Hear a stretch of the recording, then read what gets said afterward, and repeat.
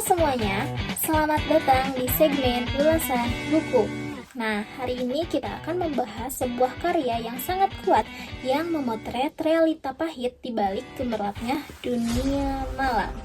Perkenalkan, saya Diana Priyanti dengan NPM 2521211111087 dari jurusan Pendidikan Bahasa Indonesia kelas C, Fakultas Keguruan dan Ilmu Pendidikan, Universitas Siliwangi.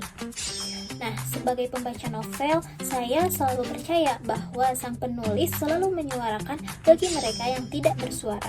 Nah, itulah yang saya temukan dari buku karya Pak Bode Riswandi yang akan kita ulas hari ini. Buku ini berjudul Lakon yang ditulis kemudian karya Pak Bode Riswandi dan diterbitkan oleh Langgam Pustaka. Buku ini mengangkat isu kemanusiaan di sebuah rumah bordil. Novel ini membawa kita ke sebuah tempat di mana manusia kehilangan harganya. Di puncak kekuasaan ada Magdalena, sosok mami yang sangat kejam dan licik. Dia bukan hanya sekedar pengelola, tetapi penindas yang kejam. Magdalena bekerja sama dengan para oknum aparat untuk memastikan bisnis kotornya ini tetap berjalan dengan lancar dan aman dengan berbagai macam kecurangan dan suap. Namun, inti dari cerita ini ada pada korbannya. Kita akan bertemu dengan Yanti, sosok yang terus berjuang di tengah keputusasaan. Ada juga Dahlia dan perempuan lainnya yang terjebak dalam lingkaran setan ini. Mereka bukan hanya sekedar objek, mereka adalah jiwa-jiwa yang rindu akan kemerdekaan, tetapi terus dipangkas oleh keserakahan Magdalena.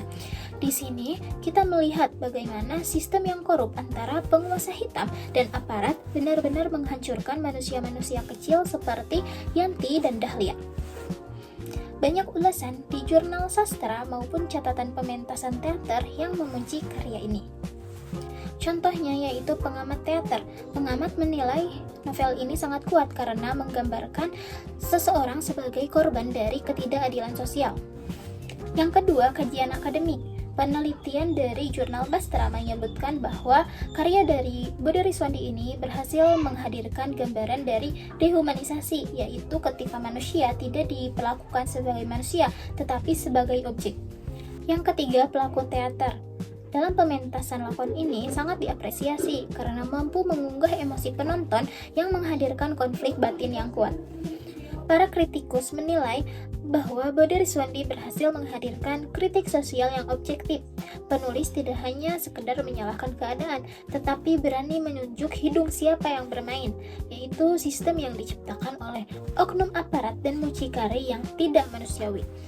Karakteristik dari novel ini yaitu bahasanya lugas, kedalaman batin, realisme yang kelam, dan sangat teatrikal.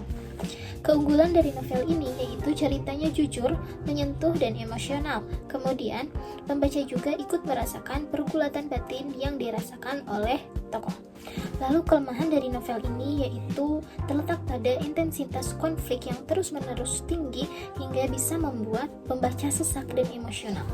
Nah, lalu apakah karya ini layak dijadikan sebagai bahan ajar?